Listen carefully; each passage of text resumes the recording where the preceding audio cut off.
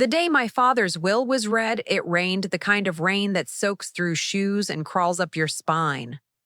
Cold, persistent, personal.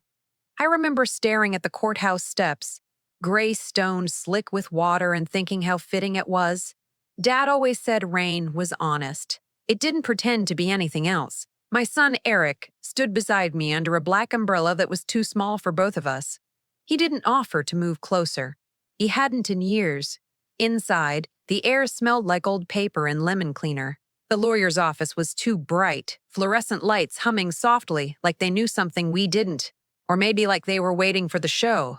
My sister Linda was already there, legs crossed, tapping on her phone. She wore black, but not morning black, designer black. The kind with sharp shoulders and sharper intentions. Across from her sat my son, my only child. Eric leaned back in his chair like this was a comedy club, and he had front row seats. When he saw me, he smirked, not smiled, smirked. That was when I should have known. I took the chair farthest from him. My hands shook, so I folded them tight in my lap. 62 years old and still bracing myself like a scolded kid. The lawyer cleared his throat. Thank you all for coming. As you know, we're here to read the last will and testament of. I tuned him out for a second.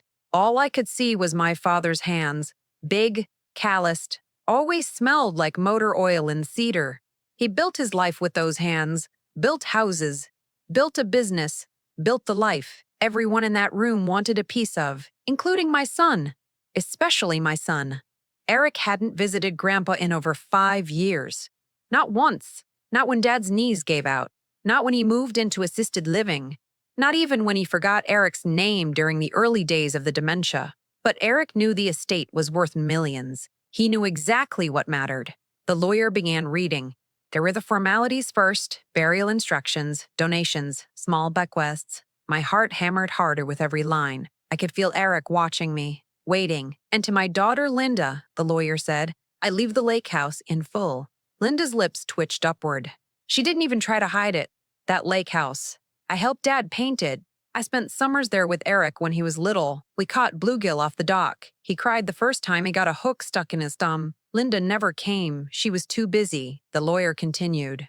And to my grandson Eric, Eric sat forward instantly, like a dog hearing a treat bag open. I leave the investment portfolio, including all stocks, bonds, and cash assets held under my name. Eric laughed. Actually laughed. A sharp, ugly sound that echoed in the room. He slapped his knee and leaned back, grinning wide, eyes bright with victory. Guess that settles it, he said, not even trying to be quiet. Linda chuckled. I felt my chest cave in. The lawyer didn't look up, and to my son, I straightened. My mouth went dry. The lawyer paused. He adjusted his glasses. And to my son Daniel, Eric turned toward me, anticipation dancing across his face. I swallowed. I leave nothing. The word landed like a gunshot. Nothing. The room went silent. Then Eric burst out laughing. Full-bodied, doubled-over laughter. Oh my God, he said, wiping his eyes. I knew it. I told you, Mom. Mom! He only used that word when he wanted something. Linda smiled politely, the way people do at funerals when they're secretly relieved it's not them in the casket. I stared at the lawyer. I waited for him to say more. Explain. Correct himself. But he didn't. Nothing. Eric leaned toward me, voice dripping with mock sympathy. Wow, he said. Guess being the good son didn't pay off, huh? Something inside me cracked. Not broke. Cracked. I thought of the nights I slept in that assisted living chair because Dad was afraid to be alone. The bills I paid when his business struggled, the way I held his hand when he forgot Mom was dead. Eric had been in Cabo. Linda had been busy. The lawyer continued reading. I barely heard it. More gifts. More money. Everything carved up neatly. For everyone but me. By the time he finished, my ears were ringing. The lawyer closed the folder. That concludes the reading of the will. Eric stood. He stretched. Like he'd just finished a workout. Well, he said cheerfully, I think that went pretty great. He turned to Linda. Drinks on me? She laughed. Then he looked at me. You okay, Mom? I wanted to scream. Instead, I nodded. I'm fine. He leaned down, voice low. Guess Grandpa finally saw through you. That one hurt? Because I believed it. For a moment. The lawyer cleared his throat again. Actually, he said, there is one more item. Eric froze. Linda paused mid-step. I looked up. The lawyer opened a smaller envelope. Sticker, sealed with red wax. Your father requested this be read last. Eric scoffed. Your father requested this be read last. Eric scoffed. What? A love letter? The lawyer didn't smile. He read, to be read aloud in the presence of all beneficiaries. Eric rolled his eyes. Fine, let's hear it. The lawyer unfolded the letter. He began reading, my son Daniel believes I disinherited him. Eric snorted. I want him to think that. Eric's smile faltered. Just a flicker. The lawyer continued, because this letter is not for him. Eric sat down slowly. It is for my grandson, Eric. Eric's grin returned. See? He whispered to Linda. The lawyer read on. Eric has always been good at taking. Eric's jaw tightened. Better than giving. The room felt colder. I watched him grow into a man who values money over people. Eric shifted in his chair. The lawyer kept reading. So I gave him exactly what he deserves. Eric laughed again, but it sounded forced. Grandpa always joked like that. The lawyer didn't stop. Everything listed in this will, every dollar, every property, every asset, Eric leaned forward, is held in trust. The word hung in the air. In a trust controlled by one person. Eric's smile vanished. The lawyer turned the page. That person is my son, Daniel. I sucked in a sharp breath. Eric shot to his feet. What? The lawyer raised a hand. Please let me finish. Eric's face flushed red. That's not funny. The lawyer read. Daniel has full authority to distribute, withhold, or revoke any inheritance at his sole discretion. Eric laughed again, but this time it cracked. That's a joke, right? Linda stood. This has to be a mistake. The lawyer's hands trembled slightly. No mistake, he read the next line. And if Eric laughs, Eric's mouth fell open, or shows disrespect upon hearing this, Eric's eyes darted to me. I said nothing. The lawyer swallowed. His inheritance is immediately forfeit. The room went dead silent. Eric's face went pale. Linda grabbed his arm. No, she whispered. The lawyer looked up, and that was when he read the next line. The one that made his face drain of color completely. The lawyer's lips parted, but no sound came out at first. He blinked. Once, twice. Then he read the line that changed everything. His inheritance is immediately forfeit, he repeated, voice shaking slightly, and shall instead be donated in full to the Carter Foundation for Elder Care, effective immediately with no right of appeal. Eric stared at him, blank, like his brain hadn't caught up yet. What? Eric said. No, that's not read that again. The lawyer didn't.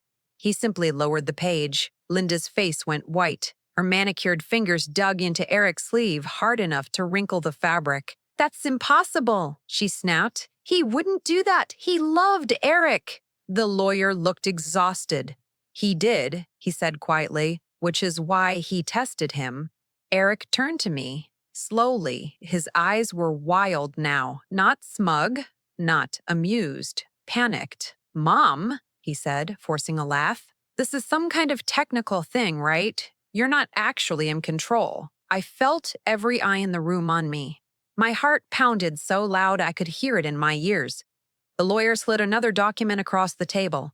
Mr. Carter, he said, addressing me for the first time with something close to respect, your father updated the trust 2 years ago.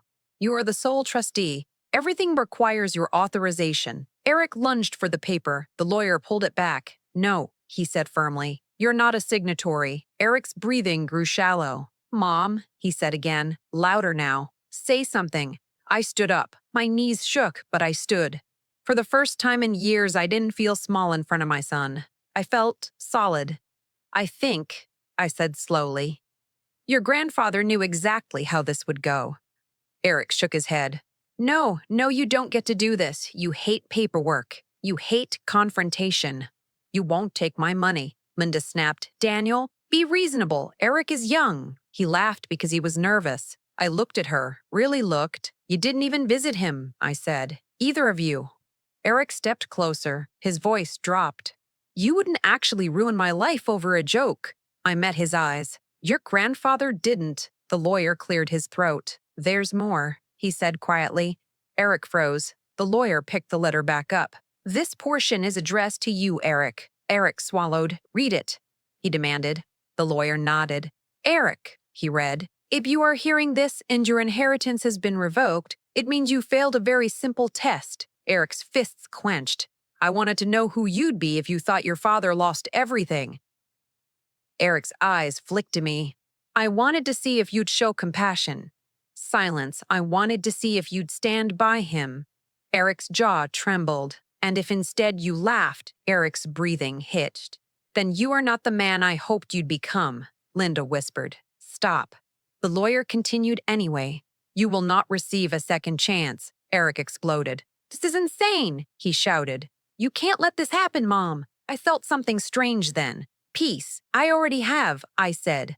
Eric stared at me like I'd slapped him. What? The moment you laughed? I said. Eric stared at me like I'd slapped him. What? The moment you laughed, I said. You made the choice for both of us. Linda rushed forward. You can't punish him forever. I looked at her. He punished himself. Eric's voice cracked. I'm your son. Yes, I said softly. You are. He waited. So did everyone else. You haven't acted like it in a long time. His shoulders slumped.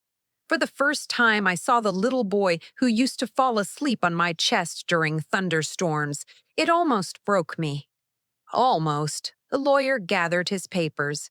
Mr. Were. Carter, he said, do you wish to confirm the forfeiture? I closed my eyes. I saw Dad smile. His quiet nod. Yes, I said. Eric dropped into the chair. No, he whispered. No, no, no. He whispered. No, no. Linda glared at me. You always were jealous, she hissed. I laughed. A small, tired laugh. I was loyal. Eric looked up, tears streaking his face. You're really going to let me walk away with nothing? I tilted my head. No.